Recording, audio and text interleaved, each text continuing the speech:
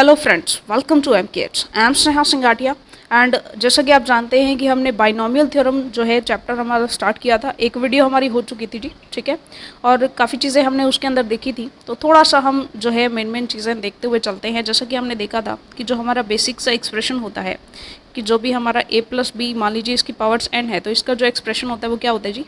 सबसे पहले तो हम लेते हैं हमारा फर्स्ट टर्म होती है हमारी n से 0, ठीक है जी। उसके बाद a की पावर्स हमारी होती है जी n-0 एंड b की पावर्स 0, देन प्लस उसके बाद nc1 a n-1 और b की पावर्स 1, सोन अप टू चलते चलते चलते जो हमारी लास्ट टर्म होती है जी ncn, a की पावर्स 0 हो जाती है एंड b की पावर्स n हो जाती है, ठीक है। तो जनरल टर्म हमने देखा था जी इसके लिए कि जो हमारी एक जनरल टर्म आती है tr+1, ये हमारी होती है जी ncr, ठीक है जी। a की पावर n-r एंड b की पावर्स हमारे पास r, ये हमारे पास जनरल टर्म का फॉर्मूला था, ठीक है जी।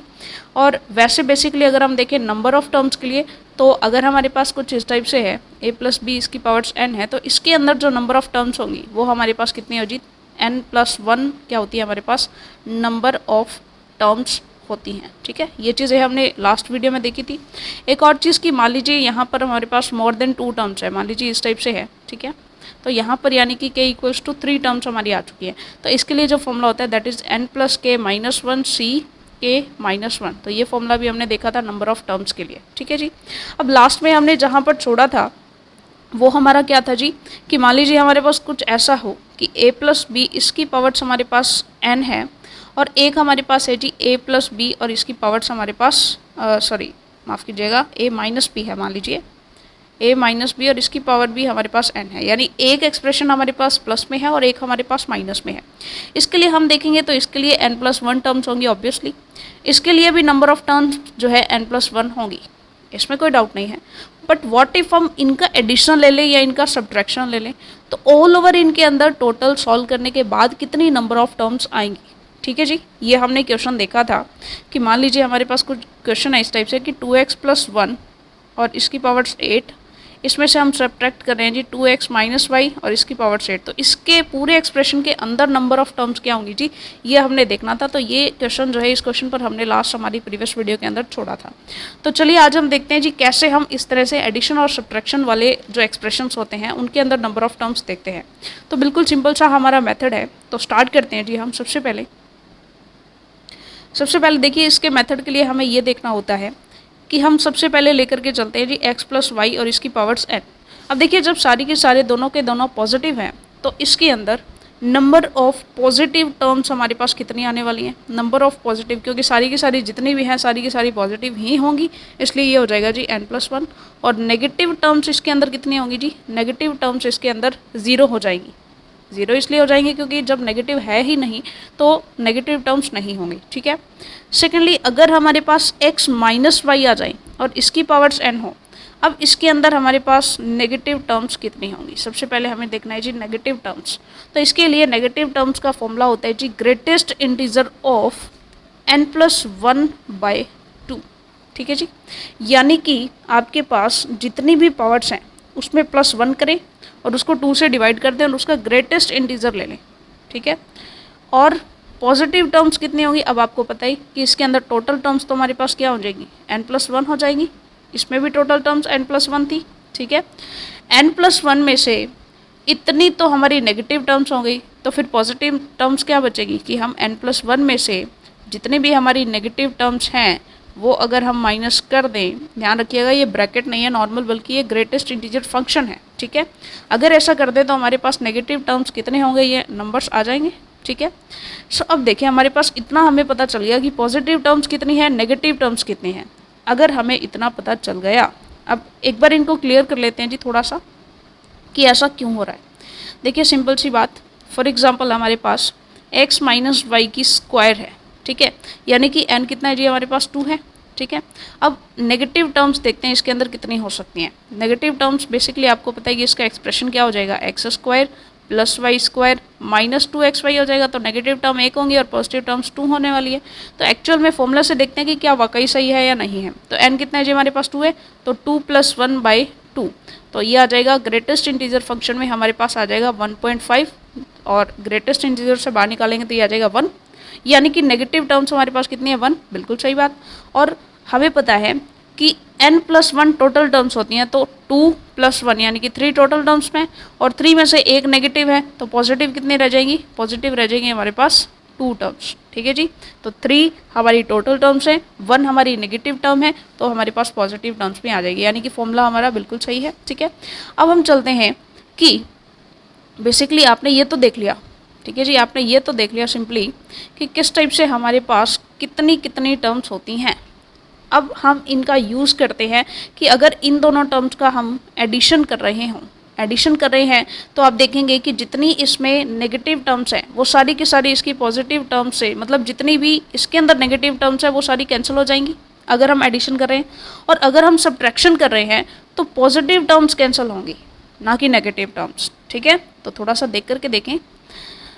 मान लीजिए, थोड़ा सा हम देखते हैं कि मान लीजिए हमारे पास यहाँ पर x + y² है और एक हमारे पास x - y²।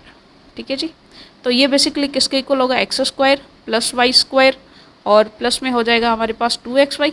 ठीक है जी, और ये हमारे पास हो जाएगा x² + y² - 2xy। अब देखिए, अगर आप इन दोनों का एडिशन कर रहे हैं, क्या कर रहे हैं आप, एडिशन कर रहे हैं, एडिशन करेंगे तो हमारे पास जो हमारी 2xy था ये, ठीक है, तो आप एडिशन करेंगे, इसका मतलब x - y² की जो नेगेटिव टर्म है वो नेगेटिव टर्म इसकी पॉजिटिव टर्म से कैंसिल हो जाएगी और सिर्फ पॉजिटिव टर्म से हमारे पास बचेंगी, तो ये आ जाएगा हमारे पास 2x² + 2y²। ठीक है जी, ये सिंपल है। लेकिन व्हाट इफ़ हम सब्ट्रैक्शन कर रहे हो, सब्ट्रैक्शन करेंगे तो क्या होगा, तो सेम इसी चीज़ का हम सब्ट्रैक्शन करके देखते हैं यहाँ पर। अब मान लीजिए ये किसके इक्वल है जी, x² + y² + 2xy, यही है। इसमें से हम सब्ट्रैक्ट कर रहे हैं जी इसे, ठीक है, यानी कि x² + y² - 2xy, इसे अगर हम सब्ट्रैक्ट कर रहे हैं, जब सब्ट्रैक्ट करते हैं तो आपको पता है साइन चेंज हो जाते हैं, ये माइनस हो जाएगा, ये भी माइनस और ये प्लस हो जाएगा। अब इसके अंदर यानी कि ये वाली टर्म्स तो कैंसिल हो जाएंगी और एक हमारे पास जो इसके लिए पॉजिटिव टर्म नेगेटिव टर्म है सिर्फ वही बचेगी। ठीक है, यानी कि यहाँ से हमारे पास ये आंसर आ रहा है और यहाँ से हमारे पास ये आंसर आ रहा है। That means x - y²। अब इसके अंदर देखिए, इसके अंदर पॉजिटिव टर्म्स कितनी थी 2, नेगेटिव टर्म्स कितनी थी 1, यानी कि हमें सिर्फ इसको देखना है। अगर आप क्या कर रहे हो, एडिशन कर रहे हो, अगर आप एडिशन कर रहे हो तो आपके पास सिर्फ पॉजिटिव टर्म्स बचेंगी, और अगर आप सब्ट्रैक्शन कर रहे हो तो आपके पास सिर्फ नेगेटिव टर्म्स बचेगी। तो ओवरऑल आपको सिर्फ क्या देखना है, x - y वाला जो इवेंट है, वाला जो एक्सप्रेशन है, इसके अंदर कितनी पॉजिटिव टर्म्स है वो देखनी है, कितनी नेगेटिव टर्म्स है वो देखनी है। और फिर सिंपल सा है, अगर एडिशन है तो पॉजिटिव टर्म्स के इक्वल आएगा, अगर सब्ट्रैक्शन है तो नेगेटिव टर्म्स के इक्वल आ जाएगा। देखना है सिर्फ x - y में। ठीक है जी, x + y का कोई रोल ही नहीं है यहाँ पर। ठीक है, तो चलिए बेसिक सा मेथड हमारा क्या हो जाएगा, क्योंकि हमने देख लिया है कि x - y की पावर अगर n हो तो उसके अंदर कितनी नंबर ऑफ़ टर्म्स होती हैं, पॉजिटिव एंड नेगेटिव। तो ये चीज़ हमने देख ली है, क्योंकि अभी अभी हम देख करके आए हैं कि अगर हमारे पास x - y है, इसकी पावर n है, तो इसके अंदर ग्रेटेस्ट इंटीजर फंक्शन के अंदर n+1/2 ये हमारी नेगेटिव टर्म्स हो जाएंगी, और n+1 में से अगर हम माइनस कर दें ग्रेटेस्ट इंटीजर ऑफ n+1/2 तो ये हमारी पॉजिटिव टर्म्स हो जाएंगी। ठीक है, अब सिंपल सी बात है कि अगर आप उसका क्या कर रहे हो, अगर आप उसका एडिशन कर रहे हो तो नंबर ऑफ टर्म्स हमारी इन पॉजिटिव टर्म्स के इक्वल ही आएंगी, और अगर आप कर रहे हो सब्ट्रैक्शन देन आपकी नंबर ऑफ टर्म्स आपकी नेगेटिव टर्म्स के इक्वल आ जाएंगी। ठीक है, तो बेसिकली देख लेते हैं जी। तो इसके लिए आप क्या लिखोगे, नंबर ऑफ टर्म्स इन किसके अंदर है जी, x + y इसकी पावर n, और आप इसमें जो है एडिशन कर रहे हो x - y की पावर n। जब एडिशन करते हैं तो हमें पता है कि नेगेटिव पावर्स कैंसिल हो जाती हैं, सिर्फ और सिर्फ पॉजिटिव टर्म्स बचती हैं। तो नंबर ऑफ टर्म्स जो हैं वो किसके बराबर होगी, वो होंगी number of positive terms in x - y की पावर n।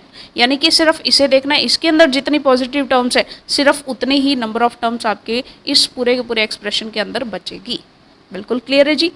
अब देखिए next, number of terms in x + y इसकी पावर्स क्या है जी, n है, और इसमें से सब्ट्रैक्ट कर रहे हैं जी x - y की पावर्स n। यहाँ हमने एडिशन किया था, यहाँ हम सब्ट्रैक्शन कर रहे हैं। तो अब इसके अंदर जो नंबर ऑफ टर्म्स होंगी वो होंगी जी number of negative terms in x minus y और इसकी पावर्स n, ठीक है। क्योंकि हमने देख लिया ऑलरेडी कि जब हम एडिशन करते हैं तो हमारे पास सिर्फ पॉजिटिव वाली टर्म्स बचती हैं, ठीक है। और जब हम सब्ट्रैक्शन कर लेते हैं तो हमारे पास पॉजिटिव वाली सारी टर्म्स, जितनी भी पॉजिटिव टर्म्स है वो तो हट जाती हैं जी, कैंसिल हो जाती हैं, और जो हमारी नेगेटिव टर्म्स हैं सिर्फ वो बचती हैं, ठीक है। तो हम इतना सारा मेथड सॉल्व करके क्यों देखें, डायरेक्टली x माइनस वाई की पावर n के अंदर पॉजिटिव टर्म्स निकालें, नेगेटिव टर्म्स निकालें और उससे सॉल्व हो जाएगा।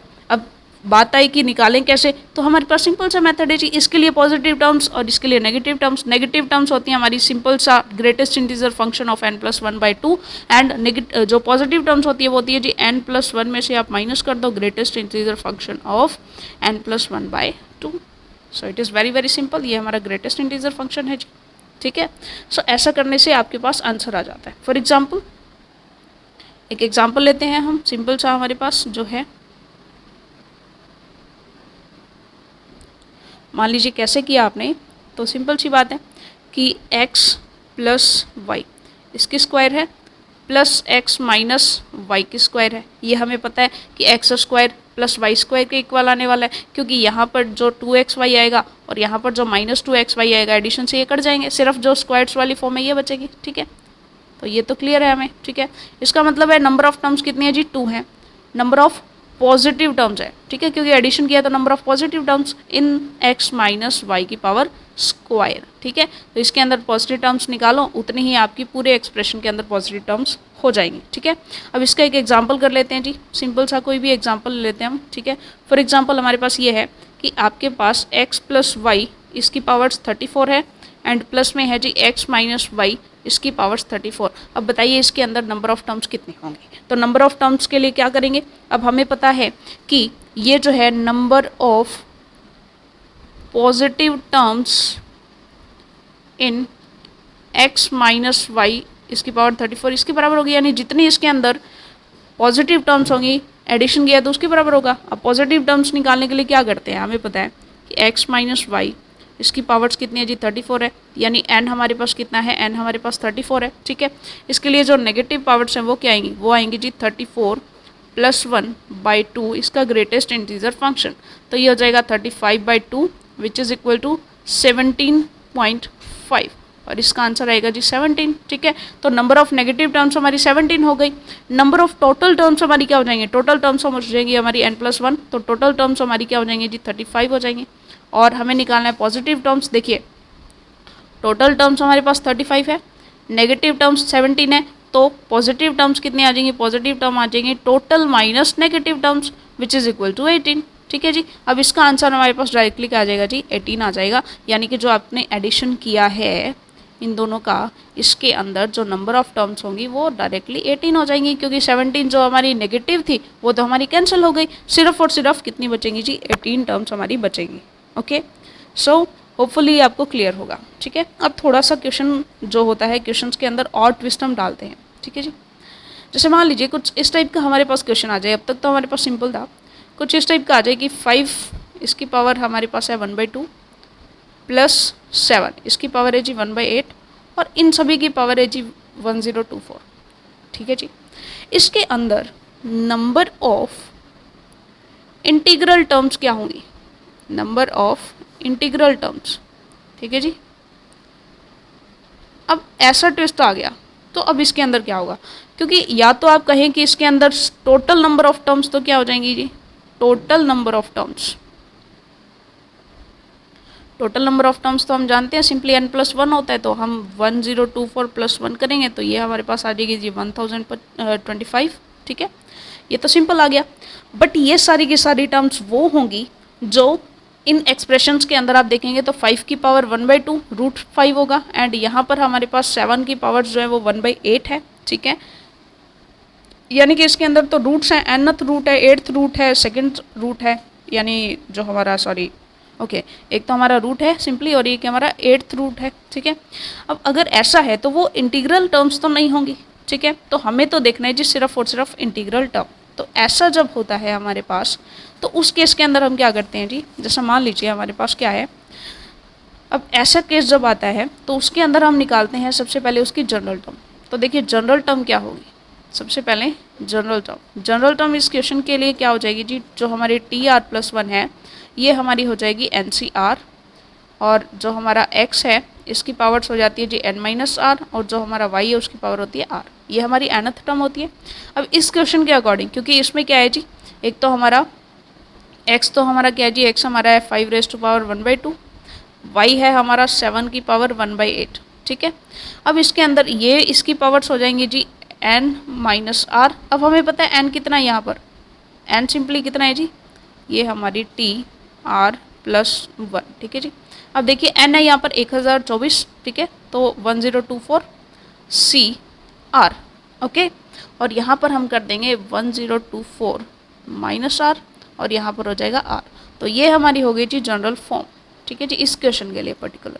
अब इसे हम सॉल्व करते हैं, ताकि क्योंकि हमें पता है कि हमने इंटीग्रल जो टर्म्स हैं वो निकालनी है, ठीक है। तो इसके लिए देखिए सिंपली आप क्या करेंगे, अगर आप इसको सॉल्व करते हैं, ठीक है, तो ये तो सिंपली आपके पास हो जाएगा 1024 CR, और यहाँ पर जो है 2 आप इससे 1/2 है तो इससे डिवाइड कर देंगे पावर्स को, तो ये 5 की पावर हो जाएगी आपके पास, 1024 डिवाइड होगा तो ये आएगा जी 540, एंड माइनस हो जाएगा आपका R/2, ठीक है जी। और यहाँ पर 7 की पावर ये हो जाएगा जी सिंपली R/8, ओके जी। अब अगर ऐसा हो गया, अब इसके अंदर सिंपल सी बात है कि बेसिकली अगर हम देखें, ये है हमारे पास TR+1, ओके। अब देखिए यहाँ पर R की जो वैल्यूज़ होती है ना, वो आपके पास 0 से लेकर के कहाँ तक जाती हैं जी 1024, ठीक है, इसके बीच में होगी हमें पता है, ठीक है।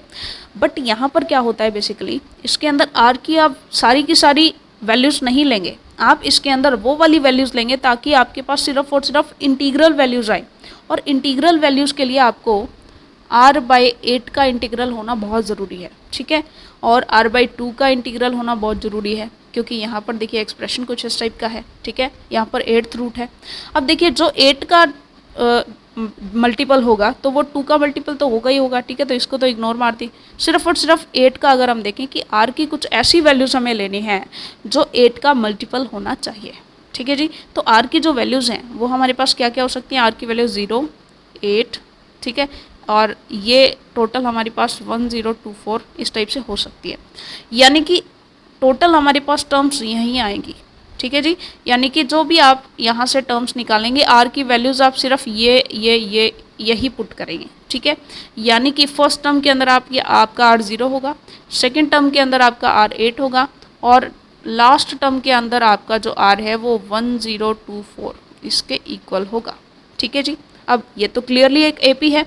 अब यही इतनी ही नंबर ऑफ टर्म्स होंगी हमारी जो यहाँ पर एक्सप्रेशन है उसके अंदर भी, ठीक है, क्योंकि R की यही वैल्यूज़ पॉसिबल है और यही वैल्यूज़ हम रखेंगे, इतनी ही वैल्यूज़ हम रख सकते हैं। तो जितनी नंबर ऑफ टर्म्स इसके अंदर है उतनी नंबर ऑफ टर्म्स हमारे एक्सप्रेशन में हो जाएगी, जब हम सिर्फ और सिर्फ इंटीग्रल टर्म्स देखना चाह रहे हैं, ठीक है। वैसे तो टर्म्स बहुत सारी होंगी, लेकिन 8 के मल्टीपल के इक्वल ही इंटीग्रल टर्म्स हमारी आने वाली हैं, ठीक है जी।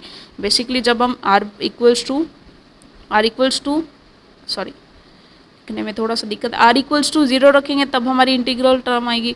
जब हम R इक्वल्स टू 1 रखेंगे, 2 रखेंगे, 3 रखेंगे, 4 रखेंगे, 5 रखेंगे, 6 रखेंगे, 7 रखेंगे, इनमें से कोई भी वैल्यू रखें तो हमारी इंटीग्रल टर्म्स आएंगी नहीं। फिर जब हम R इक्वल्स टू 8 रखेंगे तब हमारे पास दूसरी इंटीग्रल टर्म आएगी, ठीक है। तो सिंपल सी बात है कि एक इंटीग्रल यहाँ पे मिलेगा, फिर यहाँ पे मिलेगा, तो 8 के मल्टीपल पर ही हमें जो है इंटीग्रल टर्म मिलने वाली है, ठीक है। So it is very very simple. So अब यहाँ पर हम इंटीग्रल टर्म्स देखने वाले हैं, तो इंटीग्रल टर्म्स के लिए हम क्या करेंगे जी, इसे एक AP कंसिडर करके और इसके अंदर टोटल कितनी n है वो फाइंड कर लेंगे। तो सिंपली यहाँ पर A इक्वल्स टू 0 है, D इक्वल्स टू 8 है, जो बेसिक डिफरेंस है हमारा। लास्ट टर्म हमारी क्या है जी 1024 है, ठीक है। तो ये फॉर्मूला हम लगा देते हैं simple A plus n-1 into D का, ठीक है जी। तो यहाँ से जैसे ही आप सॉल्व करेंगे वैल्यू आप रखें 1024 और A हमारा 0 है प्लस n-1, क्योंकि n की वैल्यू तो हमें निकालनी है ना, कितनी नंबर ऑफ टर्म्स बनेंगे इनके अकॉर्डिंग, ठीक है। तो इसके अंदर डिफरेंस हमारा 8 है, ठीक है। जैसे ही हम डिवाइड करेंगे तो यहाँ से n की वैल्यूज़ हमारे पास आ जाएंगी जी 128 plus 1 which is equal to 129, ठीक है जी। ये सिंपल सा हमारे पास, यानी कि इंटीग्रल टर्म्स हमारी हो जाएंगी 129। देखिए टोटल टर्म्स हमारी पास कितनी हो जाएंगी 1025, इनमें से इंटीग्रल टर्म्स हो जाएंगे हमारी 129। ठीक है जी। तो इस टाइप से हमारा क्वेश्चन यहाँ पर सॉल्व होता है। थोड़ा सा लेंथी जरूर है, लेंथी आपको लगेगा, लेकिन एक्चुअल में ये लेंथी है नहीं उस टाइप से। ठीक है जी। चलिए अब हम देखते हैं जी हमारा नेक्स्ट टॉपिक। ये आपने बेसिकली कर लिया होगा, ये सिर्फ वो क्वेश्चन था हमारा। ठीक है, कि किस टाइप से हम इस टाइप से नंबर ऑफ जो है टर्म्स, इंटीग्रल टर्म्स अगर पूछे जाएँ, सिंपल टर्म्स पूछे हैं तो फिर तो कोई दिक्कत ही नहीं है, n+1 करके हम निकाल लेंगे। ठीक है, चलिए तो ये क्वेश्चन हमने सॉल्व कर लिया जी। अब हम चलते हैं नेक्स्ट।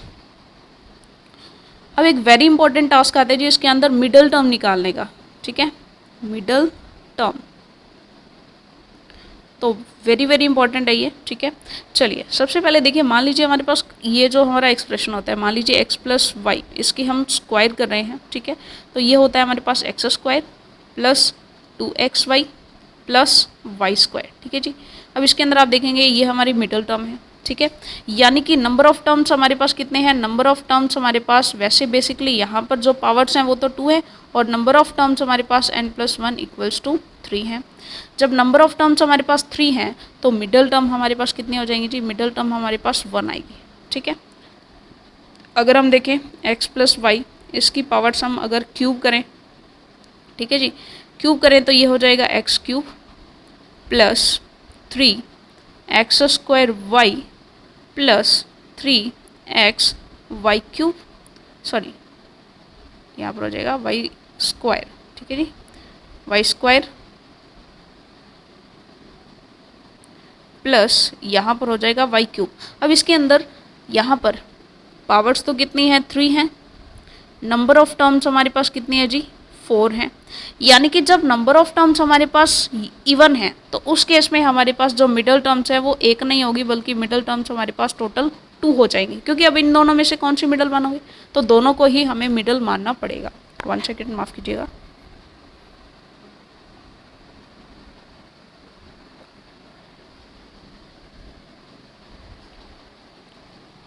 ओके, सो हमने क्या देखा जी, अगर आपके पास जो पावर्स हैं, ठीक है जी, जो n है हमारा, n अगर हमारे पास इवन है तो नंबर ऑफ टर्म्स हमारे पास n+1 यानी कि ऑड हो जाएंगी, और जैसे ही नंबर ऑफ टर्म्स ऑड हो जाएंगी तो हमारा जो मिडल टर्म है वो हमारे पास 1 होंगी, 1 मिडल टर्म मिलेगी। अगर आपके पास n आपका ऑड है देन आपके पास नंबर ऑफ टर्म्स सॉल्व करने के बाद इवन हो जाएंगी, और अगर ऐसा हो गया देन आपके पास जो मिडल टर्म्स है वो 2 मिलेंगी, यानी 2 मिडल टर्म्स आपको मिलने वाली हैं। ठीक है जी, दिस इज क्लियर।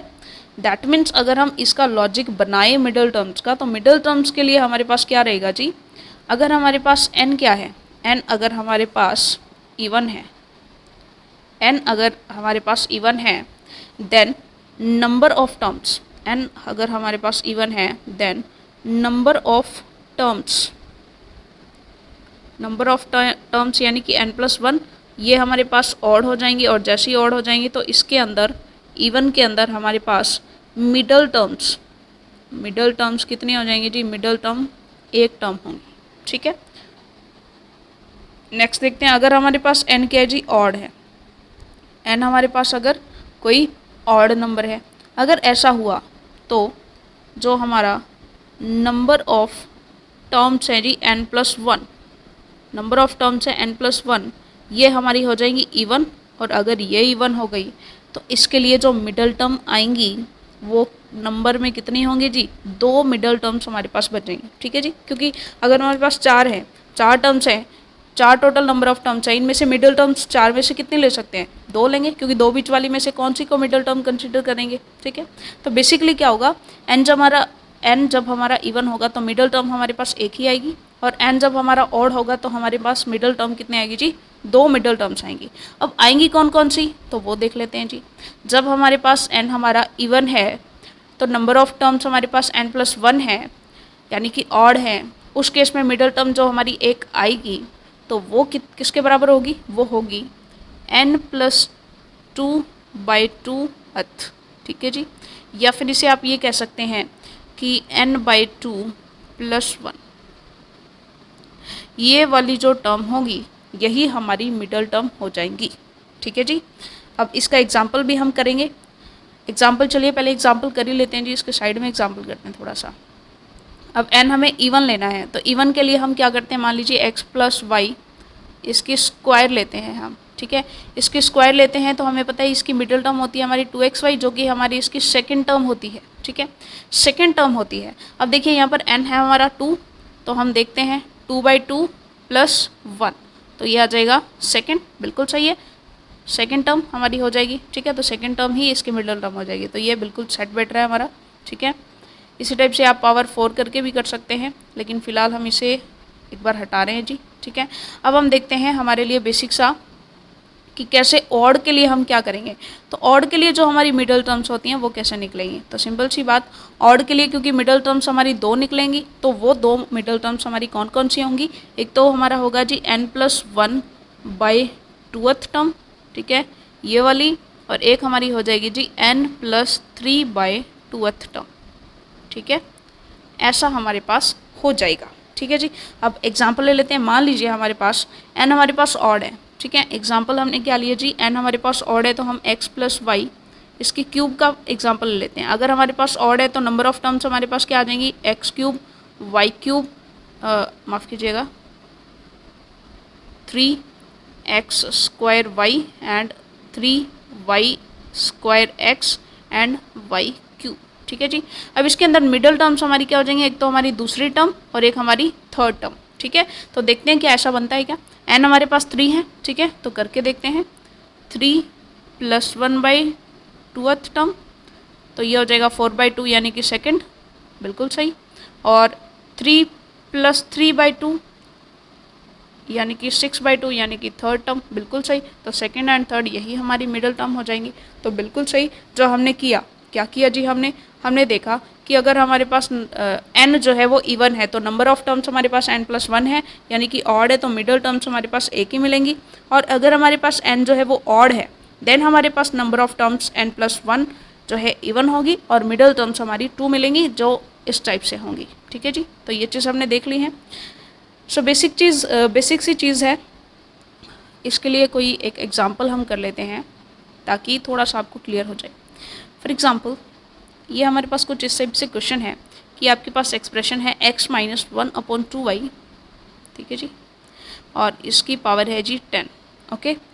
अब यहाँ पर आपको ये बताना है कि इसकी जो मिडल टर्म है वो कितनी होने वाली है। तो मिडल टर्म आप देखें यहाँ पर n कितना है जी, हमारा n = 10 है। 10 जब है हमारा तो नंबर ऑफ टर्म्स हमारे पास n+1 = 11 हो जाएंगी, जो कि एक ऑड नंबर है। ऑड नंबर है तो हमारी जो मिडल टर्म होगी वो कौन सी टर्म होगी, मिडल टर्म हमारी होगी जी n/2 + 1, ठीक है जी। तो ये हमारी मिडल टर्म हो जाएगी। तो इसके लिए लगा के देखते हैं जी, 10/2 + 1 विच इज़ इक्वल टू, ये हो जाएगा 5 and 1, ये हो जाएगा 6, यानी 6 तो जो टर्म होगी वही हमारी मिडल टर्म होगी। तो अब हम इसकी जो 6th टर्म है वो निकाल लेते हैं। तो ये हो जाएगा जी T6 हमें निकालना है, तो इसे हम लिखते हैं जी T5 + 1 इस फॉर्म में। तो यहाँ से R हमें पता चल गया, R = 5 है, तो अब हम रख देते हैं। N हमारे पास 10 है जी, तो ये आ जाएगा 10C, R हमारा 5 है, 5 एंड X जो है हमारा, X की वैल्यूज़ आ जाएंगी 10 - 5 यानी कि 5 × 1 - 1/2y है, ठीक है, और इसकी पावर्स भी हमारे पास 5 आ जाएगी, ठीक है। तो ये हमारी जो टर्म है यही हमारी मिडल टर्म होने वाली है इस एक्सप्रेशन के अंदर, ठीक है जी। सो ये चीज़ हमने देख ली है। इसी टाइप से अगर आपसे कोफिशिएंट पूछा जाए कि मिडल टर्म का कोफिशिएंट क्या होगा, तो यही हमारा बाइनोमियल कोफिशिएंट जो होता है यही हमारा मिडल टर्म का कोफिशिएंट हो जाएगा 10C5, ओके। अब देखते हैं जी नेक्स्ट। देखिए बेसिक सी चीज़, अगर मिडल टर्म का कोफिशिएंट पूछा जाए तो मिडल टर्म का कोफिशिएंट देखिए यहाँ पर हमने देखा कि जो मिडल टर्म है उसका कोफिशिएंट जो है वो हमारा NC/n/2 ये आ रहा है, ठीक है जी। क्योंकि आपको पता है मिडल टर्म कौन से होने वाली है, मान लीजिए 10 हमारे पास है तो टोटल हमारे पास 11 टर्म्स होंगी। 11 टर्म्स होंगी तो इसकी हाफ + 1 यानी कि T6 आएगा, और T6 में जब हम करेंगे तो हमारे पास यहाँ पर 10C5 ही आएगा, ठीक है। अगर आप इसके लिए जनरली ये करना चाहें तो सिंपल सी बात देखिए, मान लीजिए आपके पास n जो है वो हमारे पास कैसा नंबर है जी, थोड़ा सा इसका साइज़ बड़ा करते हैं ताकि लिखने में हमें प्रॉब्लम नहीं आए, ठीक है जी। मान लीजिए हमारे पास n हमारे पास जो है वो कैसा नंबर है जी, वो हमारे पास इवन नंबर है, ठीक है। अगर आप इसके लिए नंबर ऑफ टर्म्स देखेंगे n+1 तो ये हमारे पास ऑड नंबर आने वाला है, ठीक है। ऑड नंबर आ जाएगा, ऑड नंबर के लिए आपको पता है मिडल टर्म एक ही होती है और उसका फॉर्मूला क्या होता है जी, n/2 + 1, ठीक है, यानी कि ½ + 1, ठीक है। अब देखिए ये वाली टर्म अगर आपको निकालनी है तो आप सिंपल सी बात ऐसे करेंगे जी, Tn/2 + 1, ठीक है, तो r की वैल्यू आपके पास n/2 हो जाएगी। तो इसके लिए जो कोफिशिएंट बनेगा which is equal to NCR, तो r की जगह आप क्या लिखेंगे, r की जगह आप n/2 ही तो लिखेंगे, ठीक है, क्योंकि यहाँ पर आप देख रहे हैं r की जगह आपके पास n/2 है। तो जैसे ही आप इसके लिए एक्सप्रेशन निकालेंगे कि जब आपका n इवन होता है तो उस केस में आपकी जो मिडल टर्म होती है उसका कोफिशिएंट क्या बनता है जी, NCn/2, ठीक है, क्योंकि ये हमने एक जनरल एक्सप्रेशन अब करके देख लिया कि n+1 टर्म्स होंगी तो उसके लिए मिडल टर्म यही आएगी। और जब मिडल टर्म इसमें निकालते हैं, क्योंकि हमें पता है TR+1 होता है, ठीक है, जिसमें हम r की वैल्यूज़ लेकर के चलते हैं, तो इसके लिए कोफिशिएंट हमारा ये हो जाएगा, ठीक है। बट इफ़ अगर आपका n जो है वो ऑड है, ठीक है जी, n कैसा है, n आपका ऑड है, ठीक है, n अगर आपका ऑड है, n अगर आपका ऑड है, ठीक है, अगर n ऑड है तो इसके लिए नंबर ऑफ टर्म्स जो हैं ये हमारे पास इवन हो जाएंगी, ठीक है जी। नंबर ऑफ टर्म्स हमारे पास इवन हो गई तो उस केस में हमारे पास जो मिडल टर्म आएंगी वो कौन कौन सी होंगी, एक तो मिडल टर्म हमारी हो जाएगी जी n+1/2, ठीक है, एक हो जाएगी हमारे पास n+3/2, ठीक है जी, ये दोनों मिडल टर्म हमारी हो जाएंगी, ठीक है। इन्हें अगर आप लिखना चाहें तो बेसिकली कैसे लिखेंगे, अब इसके लिए हम देखिए, एक तो हम हमारा निकालना चाह रहे हैं जी t हम निकालना चाह रहे हैं, इसे हम अगर अलग अलग करके लिखें तो ये हो जाएगा n/2 एंड ये, या फिर आप इसे कुछ इस टाइप से लिख सकते हैं, ये कुछ ऐसा हो जाएगा आपका, ये हो जाएगा जी n+1/2 ये आप निकालना चाह रहे हैं, और एक आप n+3/2 ये निकालना चाह रहे हैं। तो इसके लिए देखिए आप, क्योंकि हमें +1 अलग से रखना होता है, क्योंकि हमारे पास फॉर्मूला क्या होता है, फॉर्मूला होता है TR+1, इसका तो एक्सप्रेशन हमारे पास है। तो इसे इस फॉर्मेट में बनाने के लिए हम क्या करेंगे जी, इससे देखिए हम क्या लिख सकते हैं, इसे हम n-1/2 और +1 ऐसा लिख सकते हैं, क्योंकि हमें पता है कि ये हो जाएगा n/2 -1/2, ठीक है जी, और इसके साथ प्लस में 1 होगा तो ये हमारा +1/2 हो जाएगा और सिंपली हमारा ये n+1/2 बन जाएगा, ठीक है। तो ये चीज़ क्लियर है, इसे हम ये ऐसा लिख सकते हैं, ठीक है जी। अब देखिए नेक्स्ट, ये जो हमारा है, नेक्स्ट अगर हम देखें ये हमारा हो जाएगा t ऑफ, इसे हम n+1/2 और +1 ऐसे लिख सकते हैं, बिल्कुल सही है ये, ठीक है जी। आप इसे सॉल्व करेंगे तो यही चीज़ आने वाली है। अब हमारे पास r की वैल्यूज़ हमें मिल जाती हैं, ये हमारा यहाँ पर r हो जाएगा और यहाँ पर हमारा ये r हो जाएगा। तो सिंपली हमें क्या करना है, NCR ही तो करना है, ठीक है। तो ये हो जाएगा जी NC, r क्या हो जाएगा हमारा n-1/2 और यहाँ हमारा हो जाएगा जी NC n+1/2, ठीक है। ये हमारे कोफिशिएंट्स हो जाएंगे, क्योंकि आगे एक्सप्रेशन कुछ भी हो x और y का, ठीक है जी, x और y का कुछ भी एक्सप्रेशन, हमें सिर्फ कोफिशिएंट्स देखने हैं, ठीक है। तो ये चीज़ हमने देख ली है कि n अगर हमारा इवन होता है देन हमारा जो कोफिशिएंट होता है वो कैसा होता है जी, वो हमारा होता है जो है वो हमारा होता है NCn/2, ओके। तो ये हमारा फर्स्ट केस था जब हमारा n इवन होता है, और सेकंड केस हमने देखा कि अगर हमारा n ऑड होता है देन उस केस में हमारे जो कोफिशिएंट्स हैं वो क्या आते हैं जी, वो हमारे कोफिशिएंट्स आएंगे कुछ इस टाइप से NC n-1/2 and NC n+1/2, ठीक है जी। सो ये हमने जो है देख लिया है। सो बाइनोमियल कोफिशिएंट्स बेसिकली हम जानते हैं, अगर आप लिखना चाहें तो देख सकते हैं कि बाइनोमियल कोफिशिएंट्स होते क्या हैं। तो जो बाइनोमियल कोफिशिएंट्स हैं हमारे, बाइनोमियल कोफिशिएंट्स तो हमने पहले भी शायद देख लिया था, जैसे ये NC0, NC1, NC2, तो ये हमारे बाइनोमियल कोफिशिएंट्स ही होते हैं, ठीक है जी। अब देखिए हमने ये तो देख लिया कि जो हमारे बाइनोमियल कोफिशिएंट्स है, लेकिन अगर आपसे ये पूछा जाए कि ग्रेटेस्ट बाइनोमियल कोफिशिएंट कौन से होंगे, तो आपको पता है कि जो मिडिल टर्म का कोफिशिएंट होगा वही हमारा ग्रेटेस्ट बाइनोमियल कोफिशिएंट होगा, क्योंकि आप जानते हैं कि हमारा जो NCR होता है, माफ़ कीजिएगा टच लिखने में थोड़ी सी प्रॉब्लम आ रही है, देखिएगा हेडिंग ही लगा लेते हैं। चलिए हमारी सेकंड हेडिंग है जी, मतलब इसी के अंदर अगर हमें पूछा जाए हमारा ग्रेटेस्ट बाइनोमियल, बाइनोमियल को शॉर्ट फॉर्म में लिख रहे हैं जी एक बार, बाइनोमियल कोफिशिएंट, कि ग्रेटेस्ट बाइनोमियल कोफिशिएंट अगर आपसे पूछा जाए देन उस केस में आप क्या करोगे। देखिए सिंपल सी बात है, हमें पता है कि जो NCR होता है हमारा, वो हमारा NC n-r के इक्वल होता है, ठीक है जी। यानी कि NC0 हमारा जो है वो NC n के इक्वल होता है। इसी टाइप से NC1 हमारा NC n-1 के इक्वल होता है, ठीक है। तो ऐसे करके बीच में हमारे पास जो मिडल टर्म आती है वही हमारा कोफिशिएंट सबसे बड़ा होता है, ठीक है जी, क्योंकि ये हमारा सबसे छोटा और सबसे लास्ट वाला दोनों इक्वल होंगे। सेकंड और सेकंड लास्ट हमारा इक्वल होता है। तो चलते चलते एक जो मिडल टर्म का हमारा जो कोफिशिएंट होता है वो कोफिशिएंट हमारा सबसे ग्रेटर वाला होता है, उसकी जो वैल्यू होती है वो सबसे ग्रेटर होती है, ठीक है। तो जो मिडल टर्म का कोफिशिएंट है वही हमारा ग्रेटेस्ट बाइनोमियल कोफिशिएंट हो जाएगा, ठीक है। और ये चीज़ हमने की है अभी अभी कि मिडल टर्म का कोफिशिएंट कैसे होता है कि अगर हमारा n जो है वो हमारा इवन है तो नंबर ऑफ टर्म्स हमारी ऑड हो जाएंगी, और जो मिडल टर्म है वो हमारी सिंगल आती है, तो उसके लिए जो हमारा कोफिशिएंट होता है वो NC n/2 होता है। तो यही हमारा ग्रेटेस्ट बाइनोमियल कोफिशिएंट हो जाएगा मिडल टर्म वाला ही। और अगर हमारे पास n कितना है जी, ऑड है, तो इसके अंदर हमारे पास 2 आएंगे, बेसिकली 2 हमारे पास कोफिशिएंट्स आते हैं और दोनों की वैल्यू यकीन मानिएगा इक्वल ही होती है, ठीक है। NC n-1/2 and NC n+1/2, आप किसी को भी लें, दोनों की दोनों वैल्यूज़ इक्वल होती हैं, इसीलिए यहाँ पर जो है हमारे दोनों के दोनों जो हैं वही हमारे ग्रेटेस्ट बाइनोमियल फंक्शन हो जाते हैं, ठीक है जी। ये चीज़ क्लियर है? Okay, so I hope it is clear to you. बाकी हम करेंगे जी हमारी नेक्स्ट वीडियो में, क्योंकि वीडियो काफ़ी लंबी हो चुकी है, ठीक है जी। चलिए मिलते हैं हमारी नेक्स्ट वीडियो में। Till then all the very best, thank you.